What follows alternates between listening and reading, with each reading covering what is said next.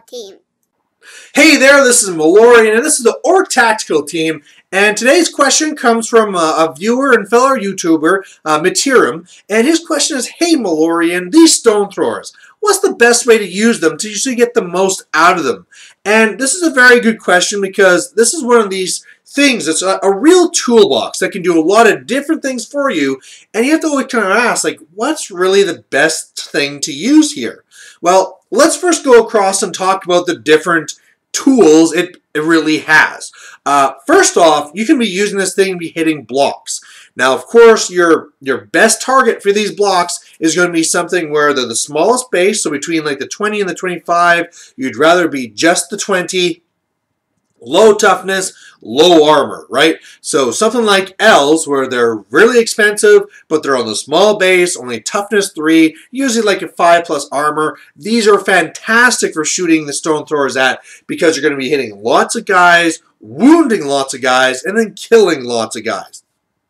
Now past this too, you have to start looking at how big the unit is. You know, if these things do scatter, and so if you can shoot at a horde, well, then you have a little bit more play, saying, hey, if it scatters this way, if it scatters that way, I'm still going to be getting more. Whereas if it's a small little unit, you know, you might not be getting the most there. So for example, maybe if you're shooting at something like a Beastman, right? So you might have a little group of Ungor, and it's like, yeah, I can hit lots of them. But then you look over here at these Gore, where they're on a larger base, you'll be hitting fewer of them. But hey, you know, because they're in a larger unit, even if you scatter, you'll be hitting more guys. You got to keep this in mind.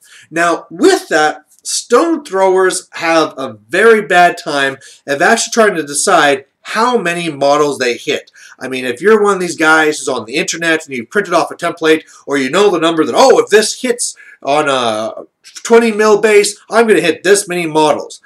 Well, that's great, but you know, it only gets a hit a third of the time, and the other 2/3 of the time is going to scatter, and then you're left on top trying to look like, okay, did I clip that model? Did I get this? And it really depends at what angle you look at the template and how close you're looking from it. You know, it's what I find is really good is that if you are planning to be doing a lot of damage with your stone thrower to blocks, that you actually bring a template with you. And one of the best things to use is just the GW movement trays. Those on either side, if you have an extra little bit of it, are going to be showing the breakdown in the grid, and you can actually place that, instead of putting it on the unit, place that little template on that little movement tray. And then from there, you can scatter it as needed, and it's very clear on the template what models are being hit. So there's a little tip if you're like the ultra competitive.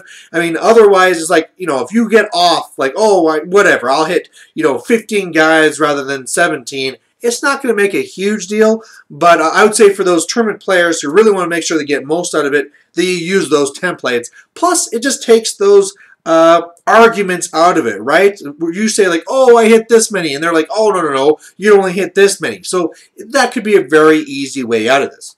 Now, that was a lot of talking about this. Let's talk about the other things where it's a little bit simpler. You can be using these to be taking out single targets. So a good example of these might be a monster. If there's a monster out there, you can hit it with that center very strong hit, do the D6 wounds, and you can kill these monsters.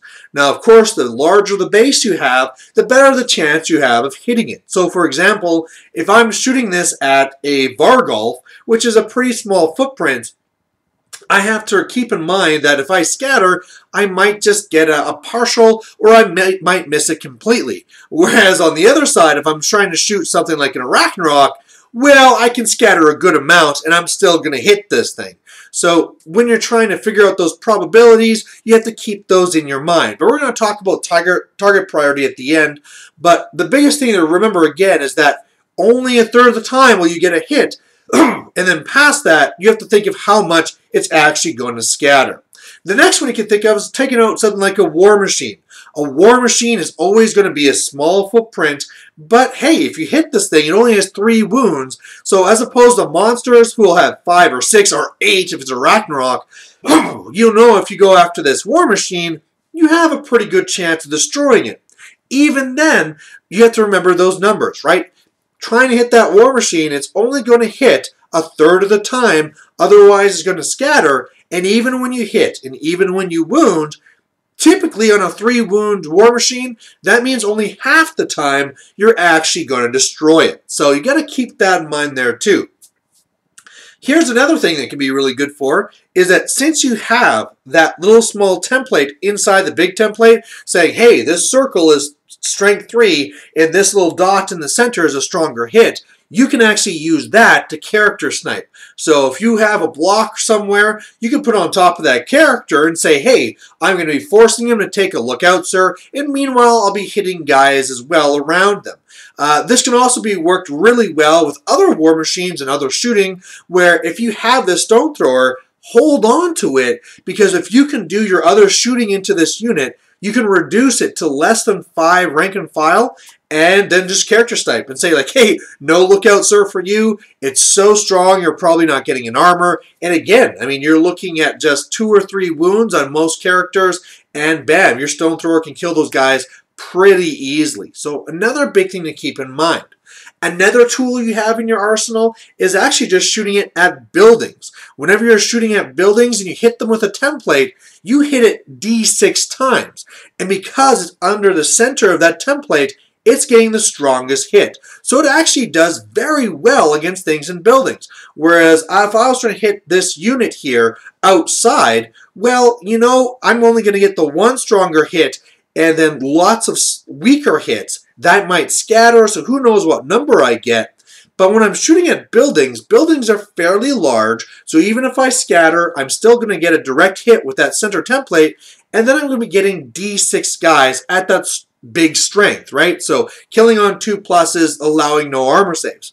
Plus, if you're ever lucky enough to catch like monstrous infantry or characters in there, oh boy, they can be in a lot of trouble and you can kill a lot of guys. And it seems so wrong because, come on, I got these ogres in here, you can't be hitting them all, but that's the way the rules work.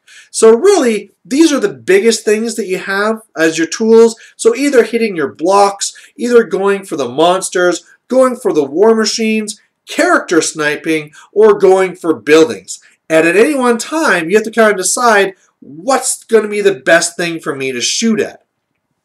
Actually, I think with this as well, when we're trying to decide which is the best, you always have to remember that you have that indirect option as well. So if there is, say, a war machine, I pretty much need to have line of sight to it. However, if there is a block or something like that on the other side of a building, well, you know what? It's still not that bad to shoot at it, because even though I'm always going to scatter, blocks are easier to hit because they're larger. So you can always keep that in mind too. But with that, what should you be shooting at? Here you have the stone thrower and you're looking across the field and you got blocks, you got monsters, you got war machines, you got everything. Well, really, you have to go back to my last video where I'm talking about target priority. But just to really sum it up here, you want to be looking at what's going to be causing you the most immediate problem. If you're about to be charged by that dragon, for God's sake, shoot that dragon. If you're about to be charged by this block, destroy that block. Or maybe it's something where, man, I have war machine hunters, they're about to destroy my war machine. I don't really have a good way of taking them out, so I got to start thinking of the long game, right? Looking across, I see that they have this big block of sword masters, and even though they're not an immediate threat, in the long run, I need that block to be more destroyed than, say, killing an eagle. So I'm going to go and try and shoot that block there of the swordsman, because I know in a turn or two, they're going to be the bigger problem. They're going to be what's going to be affecting the win. At the same time, you would be looking for the character assassinations. It's really what's going to give you the biggest bang. And again, I have to go back to that last video for which one to use at which time. Now, something else you can be really doing that kind of puts these all together for this target priority is you can kind of hedge your bets, especially in the first turn where the whole army is grouped together. You can shoot for one thing that's kind of in the middle, and it's like, well, even if I scatter 10 inches this way, I'm still hitting something. So that should also be a part of your process of deciding what to shoot. Is just knowing the probability of what I'm going to succeed with. I was trying to push those numbers going through this, saying you're only getting a hit a third of the time. Then you're going to be scattering if you don't, and then you have multiple wounds to keep in mind. So you have to always be keeping in mind what is going to be the first thing that's going to be hurting you the most, and then also what's your probability of doing anything to it.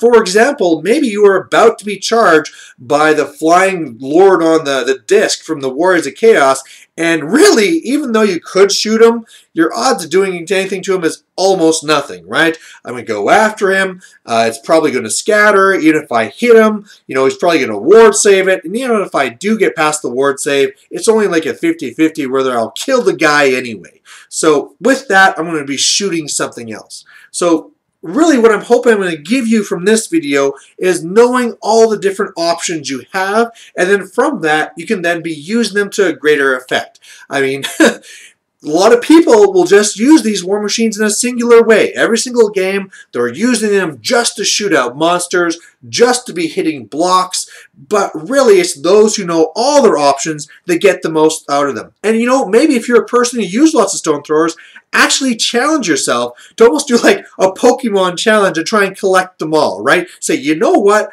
I almost never go for character snipes. I am going to try and use it for a character snipe for my next game. Or you know what?